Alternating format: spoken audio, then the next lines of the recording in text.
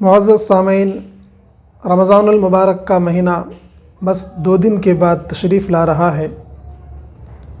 ہم رمضان المبارک کا چاند نظر آنے کے بعد رمضان کی پانے کی خوشی ہمیں محسوس ہوتی ہے، لیکن ہمارے آقا صلی اللہ تعالیٰ علیہ وسلم 2 مہینہ پہلے ہی رمضان کے آنے پر خوشی کا اظہار فرماتے تھے۔ جب رجب کا چاند ہو جاتا، رجب کا مہینہ شروع ہوتا، تو حضور علیہ الصلاۃ والسلام دعا فرماتے، اللہم بارک لنا فی رجب و شعبان و بلغنا رمضان، یعنی یا اللہ رجب اور شعبان کے مہینے میں ہمیں برکت عطا فرما اور رمضان المبارک ہمیں نصیب فرما۔ گویا کہ رجب کا چاند نظر آتے ہی رمضان کے قریب ہونے کی وجہ سے آپ صلی اللہ علیہ وسلم خوشی کا اظہار فرماتے اور رمضان کو پانے پر آپ بے چینی کا اظہار فرماتے۔ محترم حضرات، رمضان المبارک یقیناً اللہ نے چاہا تو ہمیں نصیب ہوگا۔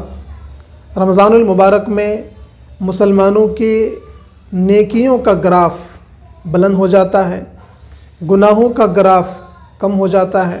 یقیناً نیکیوں کا ایک ماحول ہوتا ہے، اللہ کی رحمتیں نازل ہوتی ہے، ہر جگہ برکتیں ہی برکتیں نظر آتی ہیں۔ لیکن یہ بات یاد رکھیں کہ نیکی کرنا جتنا کمال ہے، نیکی کرنا جتنے کمال کی بات ہے، اس سے زیادہ کمال کی بات یہ ہے کہ ان نیکیوں کو محفوظ رکھنا۔ بات کو پھر سے سنیے، نیکی کرنا اتنا کمال نہیں ہے، اس سے بڑا کمال یہ ہے کہ کی ہوئی نیکی کو محفوظ رکھنا۔ جیسے پیسے کمانا کمال کی بات ہے، اس سے زیادہ کمال کی بات یہ ہے کہ ان پیسوں کو محفوظ رکھنا، پیسوں کی بچت کرنا، سیونگ کرنا۔ ایک آدمی اگر دن میں 1000 روپیہ کماتا ہے لیکن 1500 روپیہ کا خرچ کرتا ہے تو یہ اس کے لیے کمال کی بات نہیں ہے۔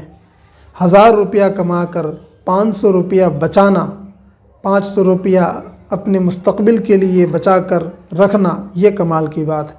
ایسے ہی رمضان المبارک میں تو ہر مسلمان نیکی کی طرف بڑھتا ہے، نیکیاں کرتا ہے، روزے داروں کو افطار کراتا ہے، غریبوں کو ایک نصیب ہوتی ہے، اور نماز بھی پابندی سے پڑھتا ہے۔ پورے سال نماز نہ پڑھنے والا بھی رمضان میں الحمدللہ نمازی بن ہی جاتا ہے۔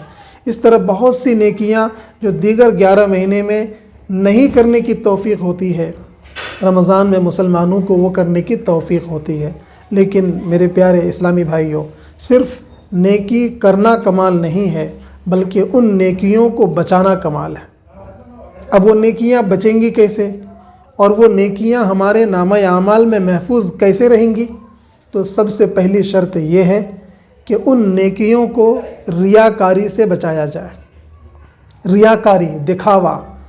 ہم غریبوں کی امداد اگر کر رہے ہیں، رمضان میں زکوٰۃ نکال رہے ہیں، صدقہ اور فطرہ دے رہے ہیں، تو یقیناً صرف اور صرف اس کے پیچھے اللہ کی رضا شامل ہونی چاہیے، اللہ کی رضا، اور کچھ نہیں۔ یہ نہیں کہ میرا نام سماج میں ہو کہ ہم زیادہ خرچ کرتے ہیں، لوگوں میں ایک سخی کے طور پر ہمیں جانا جائے، یا جس کو دے رہے ہیں وہ خوش ہو جائے اور اس کی زبان پر ہماری تعریف ہو، یہ سب نہیں، بس اللہ کی رضا۔ جو بھی نیکی ہے، روزہ، خرچ، صدقہ، فطرہ، زکوٰۃ اور تلاوت، جو بھی نیکیاں ہیں، روزے داروں کو افطار کرانا، سب کے پیچھے اللہ کی رضا شامل ہو، لوگوں کو دکھانا مقصد نہ ہو۔ یہ پہلی شرط ہے۔ اگر ہم اس کو ریاکاری سے بچ کر اگر یہ کام کیے تو انشاءاللہ اس کی نیکیاں ہمیں نصیب ہوں گی۔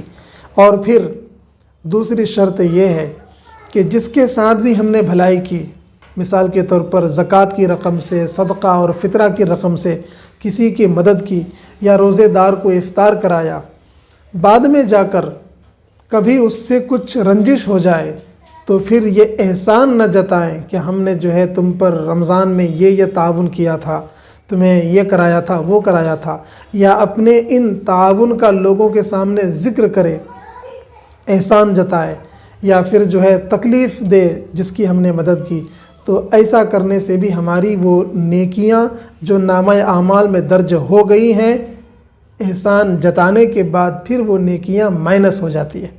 اس لیے ریاکاری سے پہلے نیکی کو بچایا جائے، اور ریاکاری سے بچا کر ہم نے نیکی کر ڈالی، نامہ اعمال میں نیکیاں جمع ہو گئیں، تو پھر احسان نہ جتا کر، سامنے والے کو تکلیف نہ دے کر ان نیکیوں کو محفوظ رکھا جائے۔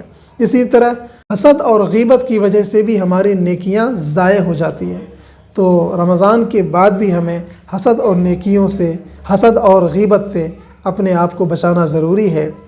یہ کچھ 2-3 شرائط ہیں جن کو اگر ہم نے صحیح طور پر اس کے مطابق عمل کیا تو انشاءاللہ رمضان میں کرنے والی نیکیاں ہمارے حق میں بہتر ہوں گی اور وہ ہمارے حق میں مفید ثابت ہوں گی۔ امید ہے کہ آنے والا رمضان انشاءاللہ ہم اسی خلوص، اسی جذبے اور اسی رضائے الہی کے جوش و جذبے کے ساتھ ہم نیکیاں کریں گے اور رمضان کا صحیح طور پر استقبال کریں گے۔ السلام علیکم ورحمۃ اللہ وبرکاتہ۔